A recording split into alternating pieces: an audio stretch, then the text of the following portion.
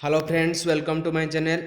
जैसे कि मैंने प्रीवियस वीडियो में बताया था, शेयर मार्केट क्या है और शेयर मार्केट कैसे काम करता है, शेयर मार्केट क्यों ऊपर नीचे होता है, शेयर मार्केट कैसे काम करता है। तो आज का वीडियो में हम बात करेंगे शेयर मार्केट को कैसे पढ़ते हैं। शेयर में पैसा डालना है या पैसा निकालना है, कुछ बाय खरीदना है या सेल खरीदना है, तो शेयर मार्केट में हम कैसे पढ़ सकते हैं कि ये शेयर ऊपर जाएगा या नीचे जाएगा। और जो हम ट्रेड करते हैं, जो भी ट्रेड करेगा वो हो गया ट्रेडर या इन्वेस्टर। जो भी इन्वेस्टर या ट्रेडर जब पैसा लगाता है, उसके पास क्या क्या क्वालिटीज होना चाहिए जिसको ध्यान में रखते हुए प्रॉफिट कमा सकता है। जैसे कि हमारा लॉस नहीं होना है, सबके पास पैसा लिमिटेड है, हमको क्या समझ के काम करना है। जैसे कि हम अच्छे ट्रेड ले सकते हैं, अच्छी तरह पता कर सकते हैं, सारे चीज़ का हमारा एक नॉलेज होता है। कुछ भी काम करेंगे उसके लिए नॉलेज होना ज़रूरी है। तो कैसे हम क्या काम कर सकते हैं, ठीक है। तो अभी हम बात करेंगे शेयर मार्केट का फंडामेंटल एनालिसिस क्या है, टेक्निकल एनालिसिस क्या है, और एक ट्रेडर के लिए क्या मोस्टली ज़रूरत है, क्या होना चाहिए एक ट्रेडर के पास क्वालिटीज़। एक गुड ट्रेडर बनने के लिए क्या क्वालिटीज़ होना चाहिए। तो सबसे पहले हम बात करेंगे फंडामेंटल एनालिसिस क्या है। एनालिसिस दो टाइप का हो गया, एक फंडामेंटल हो गया, एक टेक्निकल हो गया। तो सबसे पहले हम बात करेंगे फंडामेंटल एनालिसिस क्या है। It is consider the overall state of the company and factors including interest rates, production, earnings, employment, GDP, housing, manufacturing and management. तो इसका मतलब क्या है, एक कंपनी का जिसमें हम इन्वेस्ट करना चाहते हैं उसी का ओवरऑल ही परफॉर्मेंस हम देखते हैं। कितना एम्प्लॉयज है, कितना जीडीपी रेट है, कितना ग्रोथ करता है, उसका कितना मैन्युफैक्चरिंग होता है, उसी चीज़ को लेके डिमांड कितना है, लोग उसको चाहते हैं या नहीं, उसका आगे का फ्यूचर क्या होगा, ये सब कुछ प्रेडिक्ट करते हैं। एक्सटर्नल और इंटरनल भी हम कुछ प्रेडिक्ट करते हैं। इंटरनल नॉलेज भी होना चाहिए कंपनी में, कंपनी क्या नया प्लान कर रहा है, जो इंटरनल सीक्रेट भी रखते हैं। वो सब हो गया फंडामेंटल एनालिसिस, जो हमको दिखाई देता है बाहर बाहर से, न्यूज़ में हो गया उसका जो क्वार्टरली रिटर्न्स, मंथली, जो जो सब कुछ शो करता है, पी सी रेशियो, सब कुछ देखते ही जो हम ट्रेड लिखते हैं वो हो गया फंडामेंटल एनालिसिस। जो बड़े बड़े इन्वेस्टर है किसी में भी ट्रेड डालते हैं तो वो हो पहले फंडामेंटल एनालिसिस देखते हैं। वो कोई टेक्निकल इतना ज़्यादा फॉलो नहीं करते हैं, वो मार्केट ग्रोथ देखते हैं, वो कितना सेल हो रहा है एनुअली, उसका क्वार्टरली, उसको देखते ही वो फंडामेंटल एनालिसिस बनाते हैं। उसका कैश फ्लो हो गया, बैलेंस शीट हो गया, इनकम हो गया, कितना एम्प्लॉयज है, ये सब कुछ देखते हैं। तो टेक्निकल एनालिसिस क्या है, मैं टेक्निकल एनालिसिस को ज़्यादा प्राधान्य क्यों देता हूँ, टेक्निकल एनालिसिस देखता हूँ किस लिए। तो हमारा जैसे ट्रेडर हो गया तो इतना फंडामेंटल एनालिसिस देख नहीं पाता है, इतना अंदर तक घुस नहीं पाता है। तो हम क्या करते हैं, टेक्निकल एनालिसिस को फॉलो करते हैं। टेक्निकल एनालिसिस बेसिकली क्या हो गया, जो फंडामेंटल एनालिसिस देखते हैं बड़े बड़े इन्वेस्टर, वो हमारा चार्ट में ही दिखाई देता है। क्योंकि सब कुछ चार्ट में ही तो पता चलता है ना। कोई भी वॉल्यूम रेशियो हो गया, बोलिंगर हो गया, एमएसडी हो गया, ये सब मूविंग पार्ट्स है, चार्ट का ही मूविंग पार्ट्स है। कोई भी कुछ खरीदेगा तो वो चार्ट में ही शो करेगा। तो हमको चार्ट को ही फॉलो करना है। टेक्निकल एनालिसिस हो गया मतलब चार्ट को ही फॉलो करना है। हम जो फंडामेंटल एनालिसिस देख के ट्रेड डालते हैं उनको ही फॉलो करना है, हमारा काम उतना ही है टेक्निकल एनालिसिस का। उनके साथ ही चलना है। वो जब निकल जाएंगे हम निकल जाएंगे, क्योंकि चार्ट में तो दिखाई देगा। जब वो एंट्री करेंगे हम एंट्री करेंगे, वो चार्ट में तो दिखाई देगा। तो फंडामेंटल से सिंपल क्या हो गया, टेक्निकल एनालिसिस। तो हमारे लिए सबसे इंपॉर्टेंट क्या हो गया, टेक्निकल एनालिसिस। टेक्निकल एनालिसिस क्या है, it is an art of analysing history to anticipate the future action. तो पुराना चार्ट को देखते हुए चार्ट क्या बिहेव कर रहा है, कैसे बिहेव कर रहा है, उसको देख के हम जो प्रेडिक्ट लगाते हैं वो हो गया technical analysis. History repeats itself, ये मेरा सबसे अच्छा पॉइंट है। क्योंकि ये चार्ट ऐसा है वो बार बार काम करते रहता है, लेकिन इसी तरीके से काम करता है। हम जितना जानेंगे चार्ट को अच्छी तरह, जितना देखेंगे, हम उतना अच्छे से पता लगा सकते हैं। तो एक बात याद रखना, हिस्ट्री रिपीट्स इटसेल्फ। आप जितनी बार चार्ट को देखते रहोगे उसी स्टाइल का ही काम करता है, हर बार थोड़ा थोड़ा माइनर चेंजेस होता है जो हमको पता नहीं चलता है। तो ये बात ध्यान में रखना, जब भी आप अच्छा ट्रेडर बन जाओगे, टेक्निकल एनालिसिस सीख जाओगे, जितना आप चार्ट देखोगे, चार्ट प्रिपरेशन करोगे, आपको अच्छी तरह पता लगते जाएगा कि ये तो पहले से हुआ था एक बार, अभी भी हो सकता है, प्रेडिक्ट लगा सकते हो। As per my statement, technical analysis is the reflection of big investors who reads and study upon fundamental analysis. It is display on the chart of stock, which we can follow through it. Who knows the technical analysis or work upon technical analysis indirectly knows or work upon the fundamental. जो मैंने पहले बता दिया था technical analysis क्या है, कि हम जो फंडामेंटल एनालिसिस देखते हैं उनको ही फॉलो करते हैं, उनका ट्रेड के साथ हमें चलना है, क्योंकि सब कुछ फंडामेंटल एनालिसिस का चार्ट में ही शो कर लेता है। तो चार्ट के हिसाब से हमें चलेंगे तो उनके हिसाब से चार्ट ऊपर जाता रहेगा, हम उनके साथ राइड करते रहेंगे, जब वो एग्जिट होंगे स्टॉप लॉस के हिसाब से हम निकल जाएंगे, वो सब मैंने बता दूंगा। तो इसी में मैंने एक चार्ट लगा के रखा है, वो निफ्टी का ही है, इसको देख लीजिए। जैसे ऊपर चलता गया हम चढ़ते जाएंगे। ये मूविंग एवरेज लगा है, मूविंग एवरेज का पार्ट मैं बताऊंगा कैसे और क्या काम करता है आगे आगे वीडियो में। तो टेक्निकल हो गया, फंडामेंटल का ही इनडायरेक्ट प्रोसेस। फंडामेंटल को जो फंडामेंटल में काम करते हैं वो चार्ट में दिखाई देता है, हम चार्ट के हिसाब से काम कर लेते हैं। तो ये हो गया टेक्निकल एनालिसिस का सिस्टम।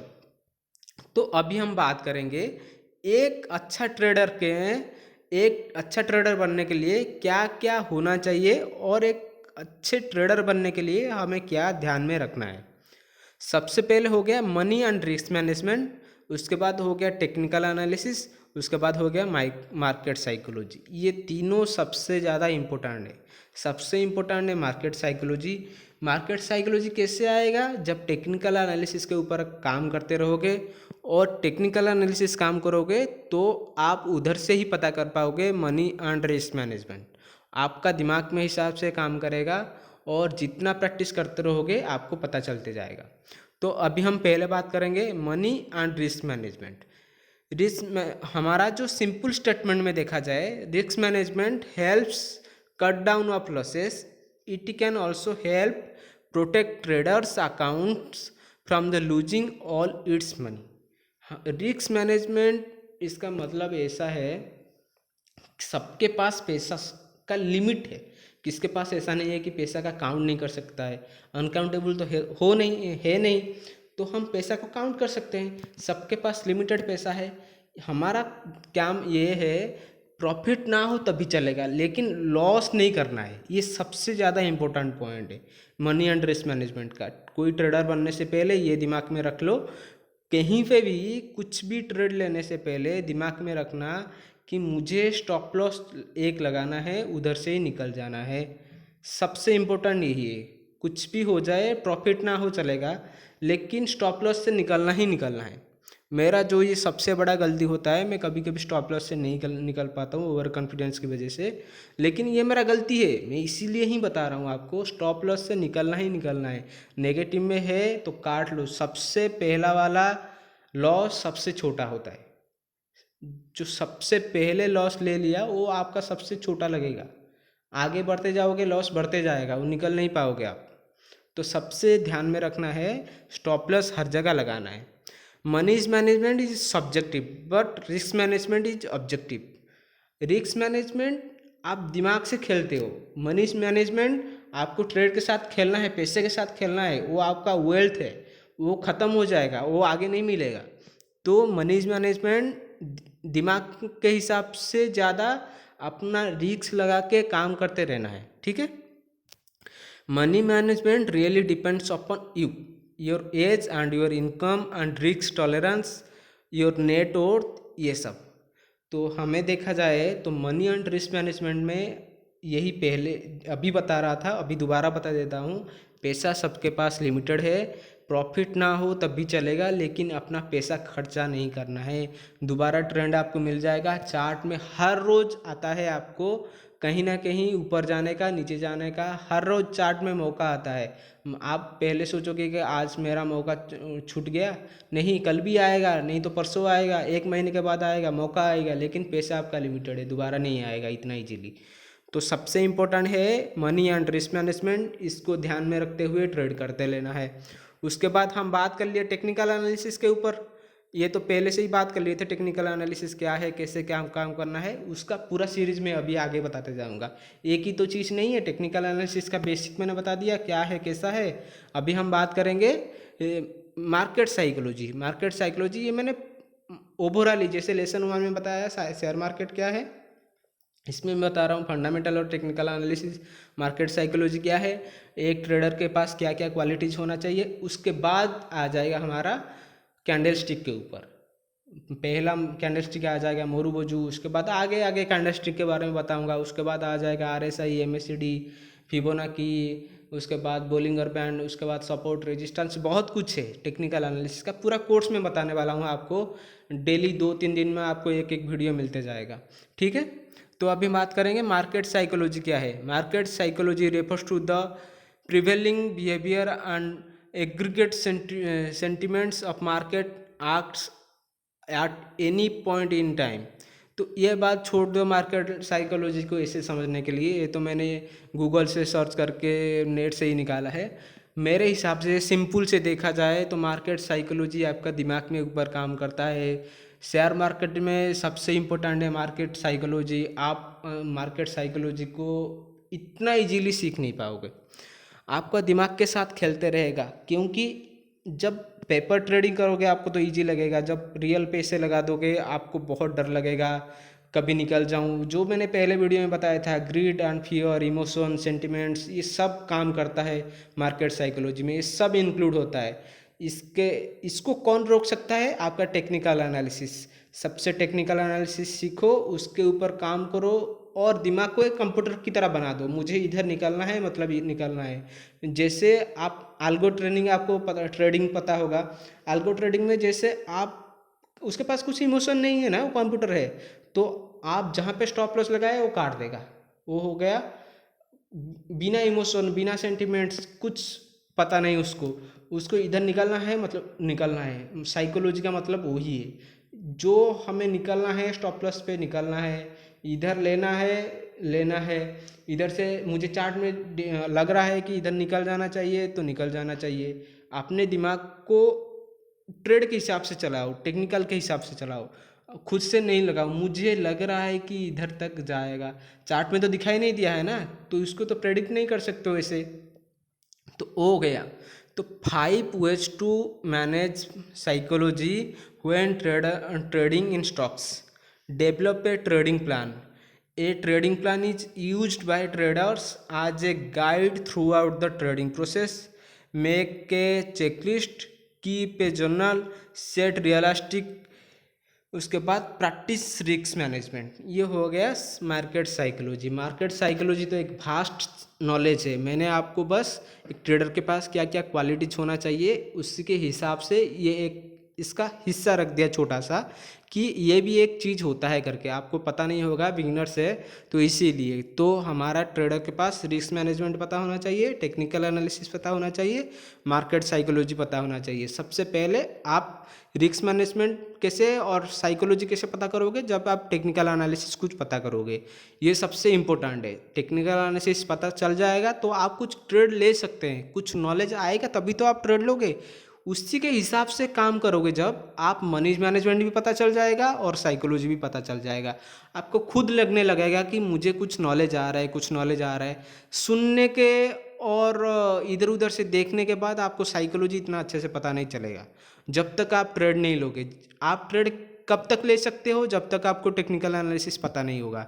तो टेक्निकल एनालिसिस सबसे पहले पता होना चाहिए और क्वांटिटी कम रख के थोड़ा मोड़ा ट्रेड करते रहना चाहिए। पेपर ट्रेडिंग करोगे आपको कुछ पता नहीं चलेगा। पेपर ट्रेडिंग हर बार सही हो जाता है, हाँ मुझे इधर निकलना है काट दूंगा, लेकिन जब तक रियल फील्ड में अपना पैसा नहीं लगाओगे तब तक आपको कुछ पता नहीं चलेगा।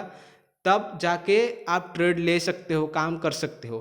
तो सबसे इम्पोर्टेंट क्या हो गया? टेक्निकल एनालिसिस, उसके बाद मार्केट साइकोलॉजी और मनी एंड रिस्क मैनेजमेंट। ये भी है कि टेक्निकल एनालिसिस पता चलेगा फिर भी आप ट्रेड अच्छे से नहीं ले पाओगे, और इधर लगाना चाहिए उधर लगा दोगे, पैसा को कंट्रोल में रख नहीं पाओगे, ज़्यादा हो जाएगा। ये सब दिक्कत होगा, स्टार्टिंग में सबके साथ होता है। जब तक आप ट्रेड नहीं लोगे आपके साथ ऐसे ही दिक्कत आते जाएगा, लेकिन आपको टेक्निकल एनालिसिस पता होना चाहिए। तो अभी तक हमने क्या कवर कर लिए, शेयर मार्केट क्या है, शेयर मार्केट क्यों ऊपर नीचे होता है, किसके द्वारा ड्राइव्स होता है, कैसे मूवमेंट करता है। उसके बाद हम पता किए शेयर मार्केट में दो चीज़ें है, फंडामेंटल है, टेक्निकल एनालिसिस है, और एक ट्रेड के पास क्या क्या क्वालिटीज होना चाहिए, money and risk management, technical analysis और मार्केट साइकोलॉजी। उसके बाद हम नेक्स्ट वीडियो में बात करेंगे टेक्निकल एनालिसिस के ऊपर, पूरा फुल फ्लो में चलेंगे। 2-3 दिन में आपको एक वीडियो मिलते जाएगा टेक्निकल एनालिसिस क्या है, कैसे और क्या काम करता है। आज के लिए उतना ही, थैंक यू।